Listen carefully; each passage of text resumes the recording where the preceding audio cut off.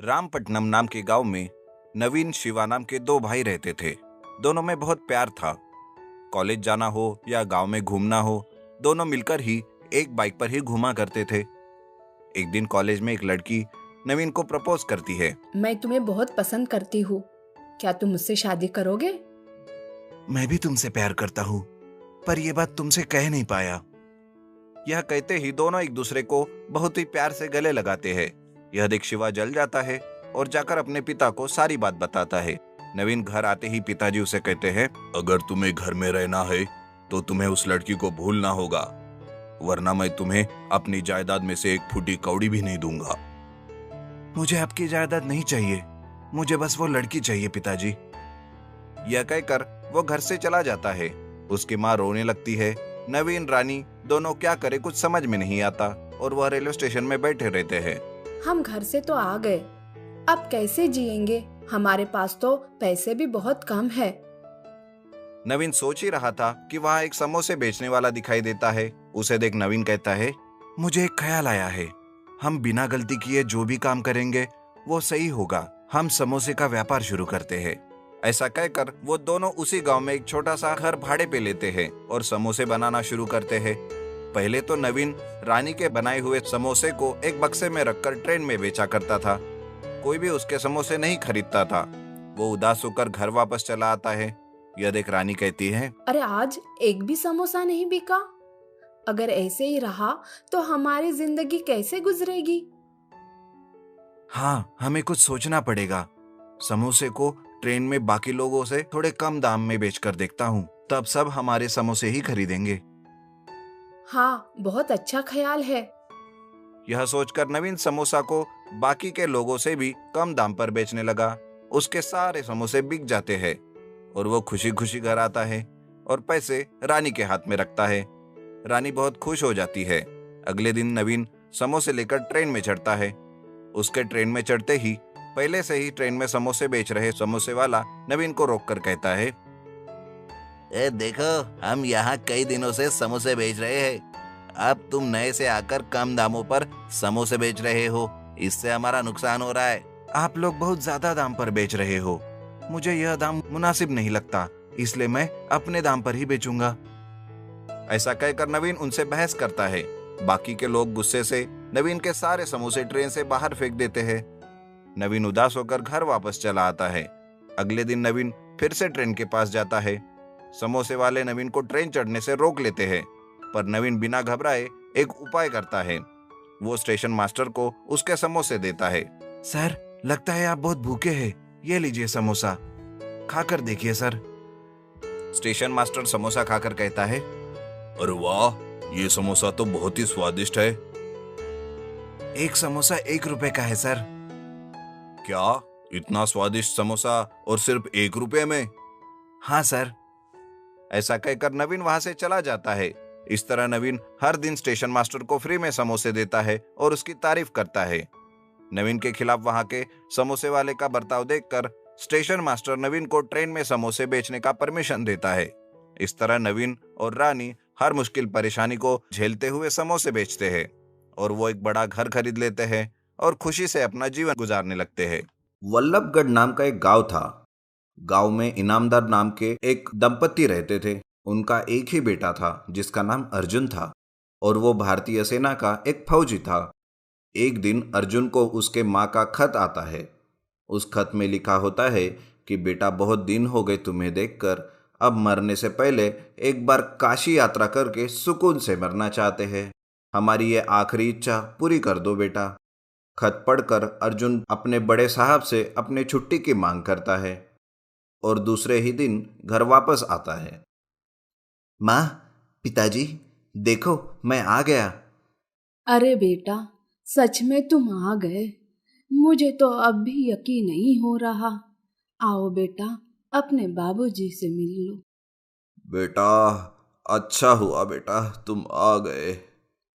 इस आखिरी समय में हमारी आखिरी इच्छा पूरी कर दो बेटा और हमें काशी दर्शन के लिए लेकर चलो बेटा। अर्जुन कहता है कि अपने माँ बाबूजी को वो किसी किराए की कार से काशी लेकर जाए, लेकिन तभी उसकी माँ उससे कहती है, अरे बेटा, तुम्हारे बाबूजी की पहले ही कमर टूट गई है और मैं भी ज्यादा देर तक एक जगह पर बैठ नहीं सकती। अगर कोशिश करी और कुछ कम ज्यादा हो गया तो बेटा, इसीलिए कोई दूसरा उपाय सोचो बेटा।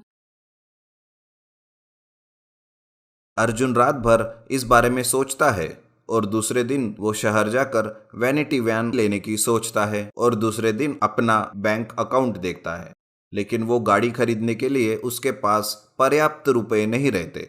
इसलिए वो अपने बड़े साहब से मिलने के लिए जाता है और कहता है, साहब, मेरे माँ बाप की आखिरी इच्छा है कि वो काशी दर्शन कर ले, लेकिन इस उम्र में वो सफर करने के लायक नहीं है।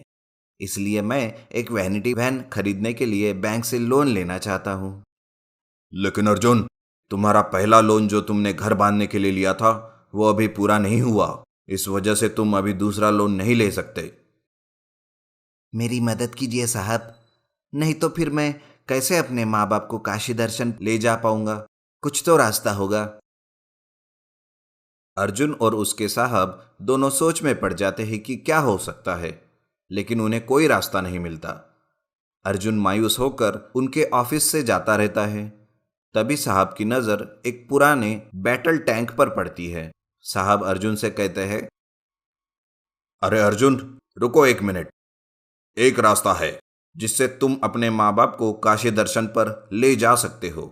वो देख रहे हो, वो पुराना बैटल टैंक है जो अब आर्मी से रिटायर हो चुका है। मैं तुम्हें उसे ले जाने की अथॉरिटी देता हूं।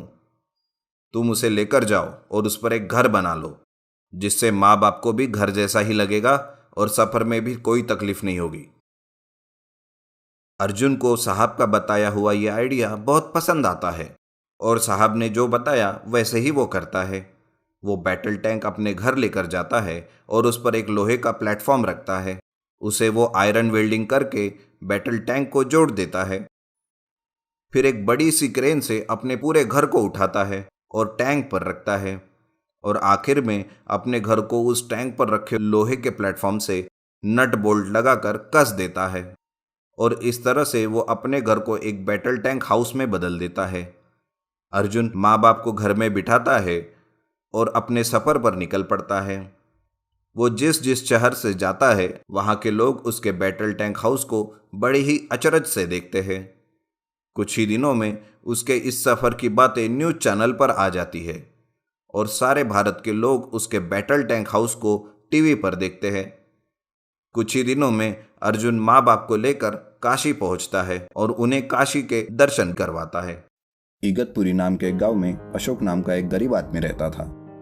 अशोक को एक बेटी थी जो शादी के लायक हो गई थी, लेकिन उसकी शादी करने के लिए अशोक के पास रुपए नहीं थे, जिस वजह से वो हमेशा चिंता में रहता था।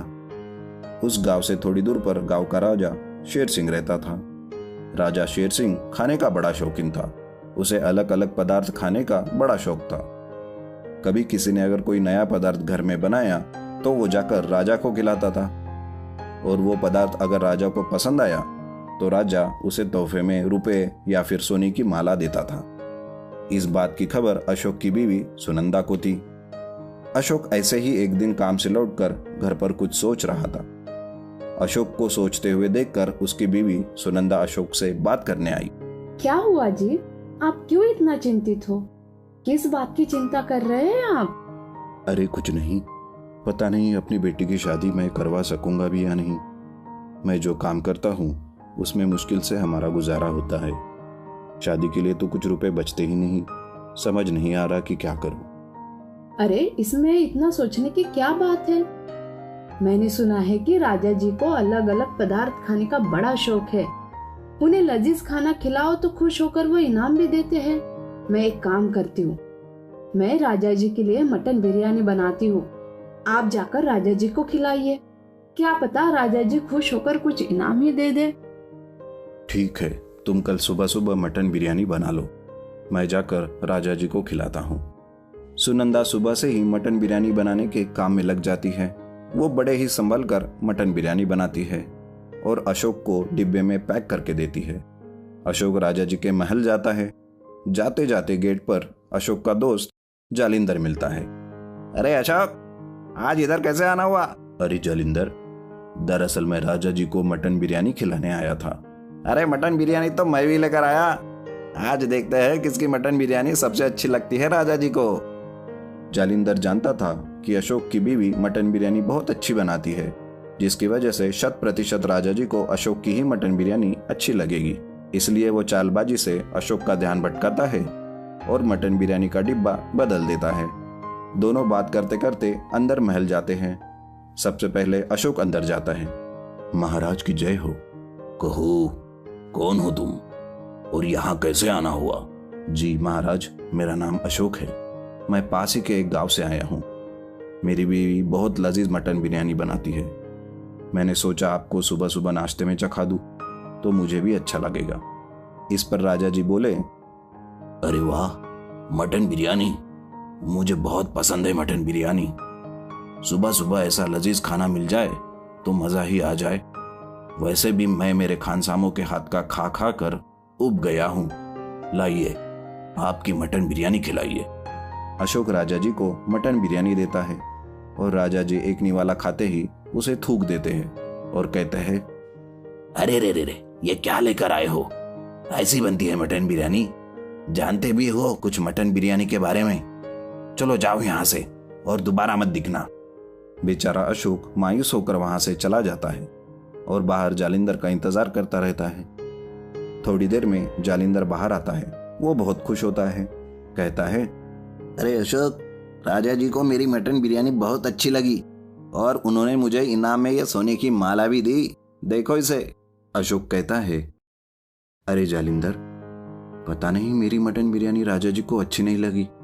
शायद मेरी बीवी ने कुछ गलती की होगी बनाने में। अरे नहीं नहीं, राजा जी को मटन बिरयानी कैसे अच्छी लगेगी, क्योंकि मैंने ही हमारे डिब्बे बदल दिए थे। ये सुनते ही अशोक जल्दी से राजा जी के पास जाता है और सब राजा को बता देता है। राजा जी जालिंदर को बुलाते हैं। राजा जी के आदमी उसे मार मार के अंदर लाते हैं और वो मान लेता है कि डिब्बे बदल दिए थे। तभी अशोक कहता है, मुझे माफ कीजिए राजा जी, लेकिन मेरे दोस्त को मत मारिए। दरअसल मैंने सोचा कि आपको मटन बिरयानी खिला दूं और आप अगर खुश हो जाएंगे तो मुझे इनाम में कुछ रुपए दे देंगे, जिससे मैं अपनी बेटी की शादी करा दूंगा। लेकिन शायद जालिंदर की भी कोई परेशानी होगी जिस वजह से उसने ऐसा किया। तभी महाराज कहते हैं, नहीं नहीं, कोई बात नहीं, ये लो रुपए और अपने बेटी की शादी धूमधाम से करो। मैं भी आऊंगा शादी में। कुछ दिन बाद बेटी की शादी होती है। महाराज भी शादी में आते हैं। शादी में दोनों को आशीर्वाद देते हैं और खाना खाते हैं। उन्हें खाने में मटन बिरयानी खिलाते हैं, जिसे खाकर राजा जी बोलते हैं, अशोक, तुम्हारे यहाँ की मटन बिरयानी वाकई में बहुत स्वादिष्ट है। तुम जल्दी से गांव में मटन बिरयानी का होटल खोल दो। मैं होटल के लिए जगह दूंगा और कुछ रुपए भी। इस तरह से अशोक और उसकी बीवी सुनंदा दोनों राजा जी की मदद से मटन बिरयानी का होटल खोलते हैं, जो बड़े जोर शोर से चलता है।